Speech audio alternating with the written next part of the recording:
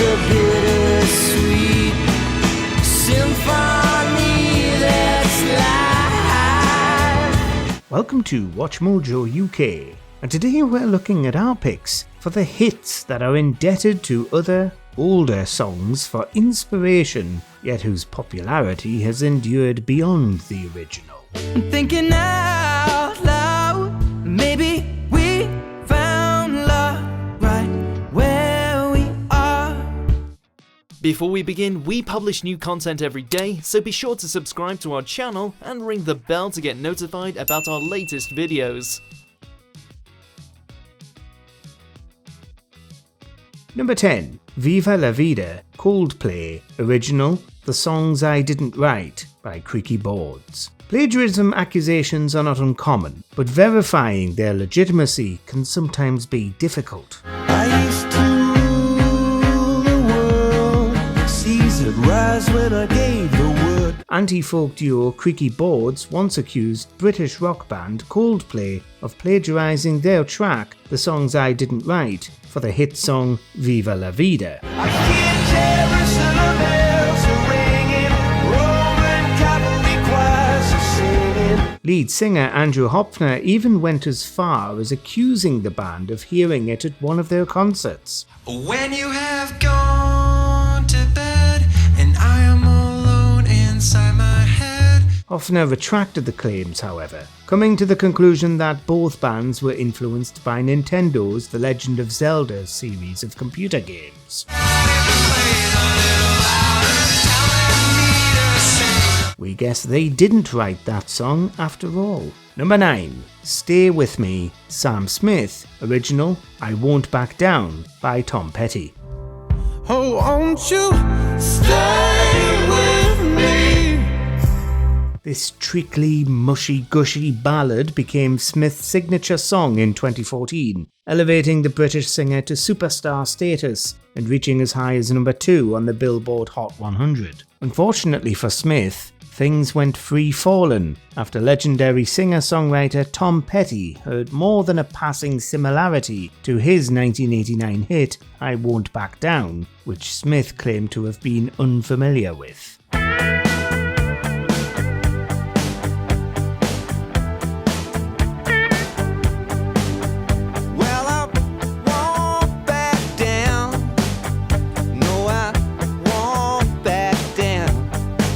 Despite that song's defiant title, no legal proceedings ensued between the two parties, with Petty and co-writer Jeff Lynne agreeing to be credited. Said Petty, "All my years of songwriting have shown me these things can happen. Sam's people were very understanding of our predicament, and we easily came to an agreement." Oh, won't you stay with me?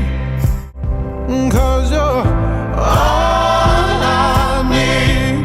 Number 8. Crocodile Rock, Elton John, original, Speedy Gonzales by Pat Boone. The case of Crocodile Rock is another where the songwriters and performers seemed to know what they were doing. I remember when rock was young, me and Susie had so much fun. Bernie Taupin and Sir Elton John admit that the tune was a nostalgic throwback to rock and roll tropes of their youth.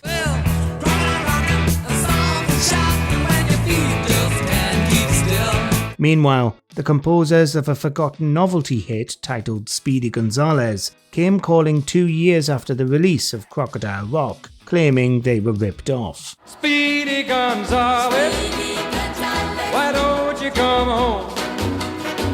Their claim that Taupin and John adapted similar chords was eventually settled out of court, while the Pat Boone version of Speedy that charted back in 1962 is largely left to the dustbin of history.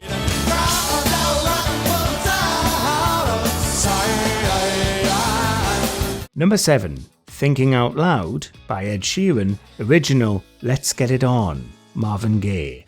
Darling, I will be loving you till we're 70. Sheeran's Thinking Out Loud is the wedding song to end all wedding songs. When that first dance ends, there's ne'er a dry eye in the room, which makes it all the more hilarious when you consider that Sheeran was accused of cribbing the comically risque Let's Get It On. In 2016, the estate of Let's Get It On co-writer Ed Townsend sued the British hitmaker. The suit alleged that the melodic, harmonic and rhythmic compositions of Thinking are substantially and/or strikingly similar to the drum composition of Let's Get It On.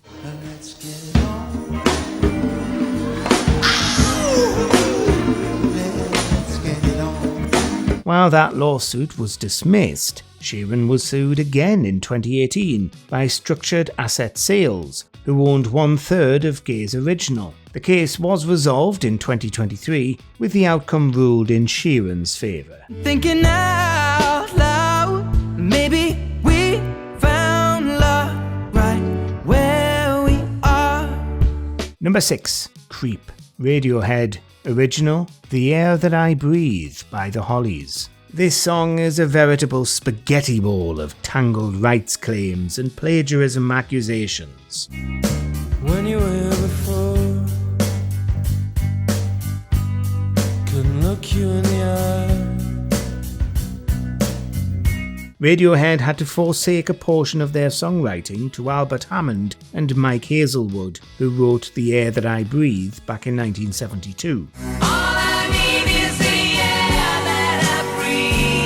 That song was a hit for the Hollies in 1974, while the members of Radiohead fully copped to utilising this inspiration during the composition of Creep. But I'm a creep.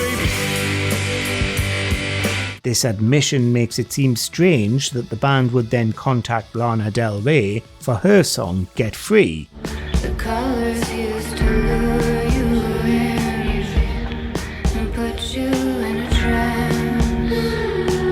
which they claimed ripped off Creep. Or is that Creep and The Air That I Breathe? We're so confused. I don't belong here. Number 5. The Bad Touch, Bloodhound Gang. Original, In the Night by the Pet Shop Boys. It isn't so much popularity that's at the centre of this entry, but rather obscurity. Sweat, baby, sex is a Texas drought. Me and you do the kind of stuff that only Prince would sing about. There's no denying that synth pop icons Pet Shop Boys have a much greater legacy than comedy rockers the Bloodhound Gang. You've had enough of two-hand touch. You want it rough, you're out of bounds. That said, the comparative obscurity of this Pet Shop Boys B-side, In the Night, made it easy sample fodder for the gang. Come on, tell me who. A knock on the door in the night. Their hit, The Bad Touch, does a great job at sampling the original's beat, while adding an infectiously electronic pop vibe of their very own. This, combined with The Bad Touch's legendary silly video, proved to be a recipe for MTV success. You and me, baby, ain't nothing but mammals, so let's do it like they do on the Discovery Channel. Number 4. All You Need Is Love by the Beatles. Original, In the Mood by Glenn Miller. The Beatles were at the height of their psychedelic and experimental prowess during the release of All You Need Is Love in 1967.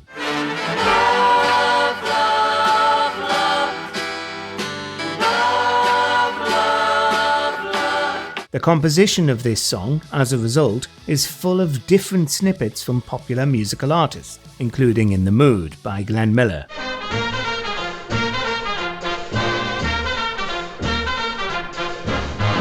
The latter's big band jazz hit emerges near the end of All You Need Is Love, and it's clear that the Beatles are intentionally utilising this sample for dramatic effect.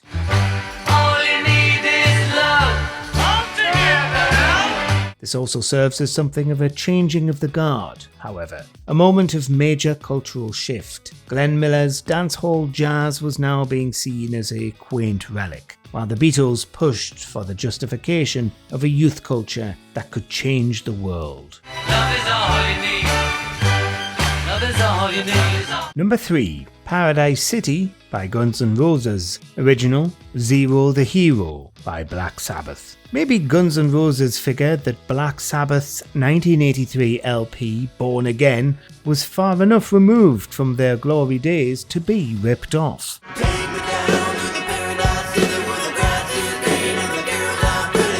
Or perhaps GNR didn't think the Sunset Strip glam metal fans would notice the riff similarities between the former's Paradise City and the Sab's Zero the Hero.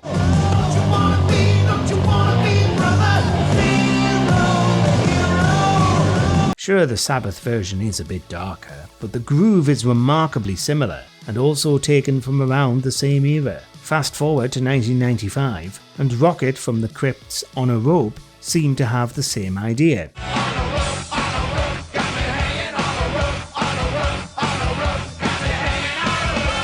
But you know what? We see you guys, and Sabbath does too. Number 2. Stairway to Heaven by Led Zeppelin. The original, Taurus by Spirit.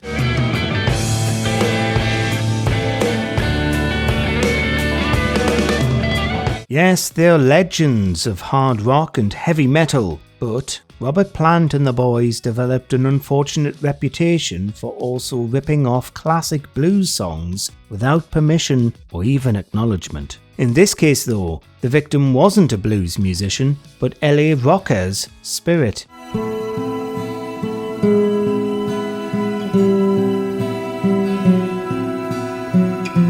In 2014, Mark Andes, the band's bassist, filed suit against Zeppelin with the goal of securing a songwriting credit for the late Randy California, Spirit's guitarist. After a tortured, nearly decade-long legal battle, the United States Court of Appeals for the Ninth Circuit in San Francisco ruled in Led Zeppelin's favour, ending the struggle with a whimper rather than a bang.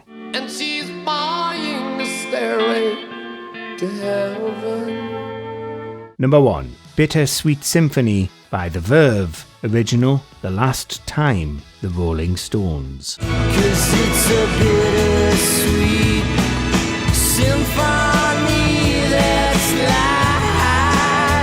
life. Bitter courtroom battles don't always end in hurt feelings and million-dollar payouts. Sometimes, like in the case of the Verve's Richard Ashcroft, they have a happy ending. For what became the band's signature song, lead singer Ashcroft sampled the Andrew Oldham Orchestra cover of this relatively obscure Stones tune.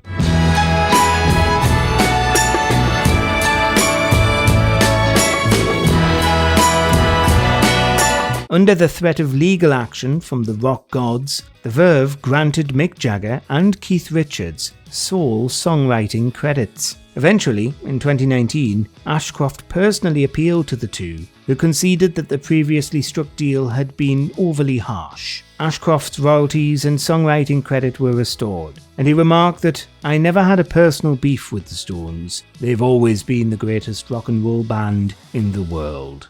No change, I can change, I can change, I can change, but I'm here.